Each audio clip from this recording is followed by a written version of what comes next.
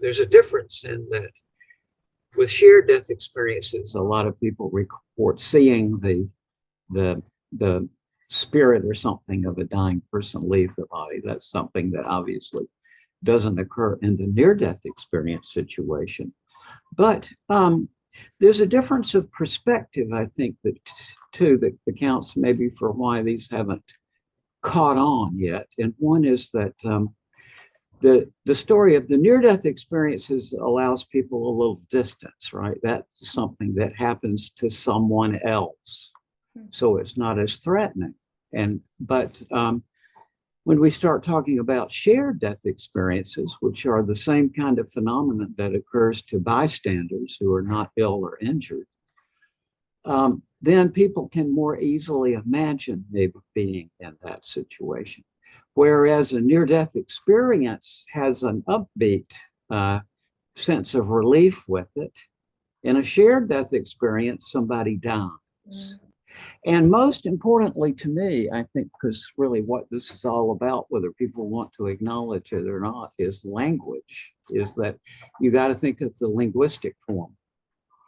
What people tell us with the near-death experience is a travel narrative, a very familiar form of discourse. We're all familiar with travel narratives. I got out of my body and went through a tunnel into a light and so on.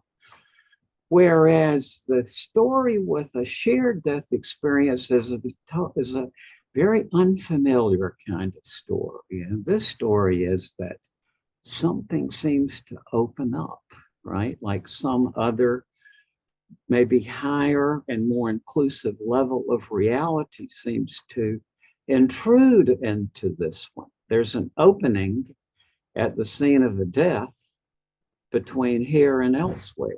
And that obviates people are accustomed to this way of trying to think about near-death experiences in terms of the oxygen deprivation to the brain. You know, some say, oh, this is oxygen deprivation to the brain. Other people say, no, it's the afterlife. But with shared death experiences, it's the same phenomenon, but there's no question of oxygen deprivation to the brain. So this is just too threatening for some people. I realize, some people want to hold on to that old way of thinking and debating.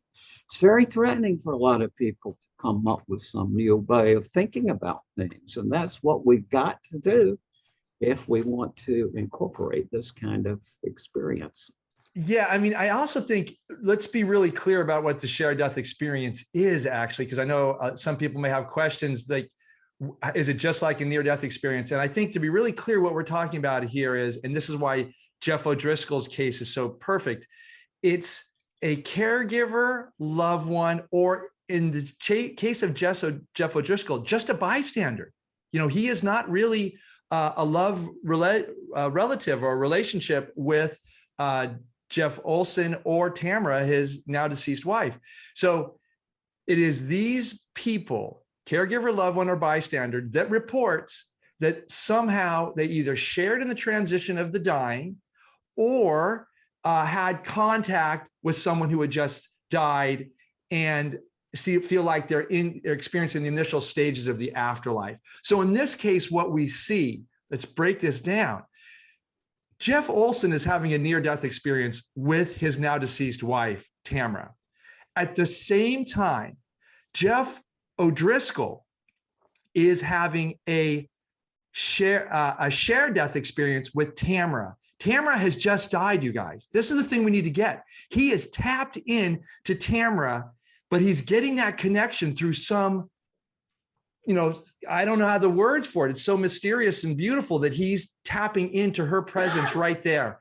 And he is sharing in Tamara's transition, and Tamara is giving him information about how to take care for her, husband, who could very easily die at any moment, but she is giving him information to how to care for him. What's also, in terms of the features of this experience that are so moving, is that, and you didn't hear this when Dr. Jeff O'Driscoll was sharing this part of his story, but he does it in another part of this interview, and that is, when he sees Tamara, he talks about the ceiling of the operating theater basically going away. And he's like, she's up there almost in heaven speaking down to him. And this is a primary feature of the shared death experience. Raymond called it the change in the geometry of the room.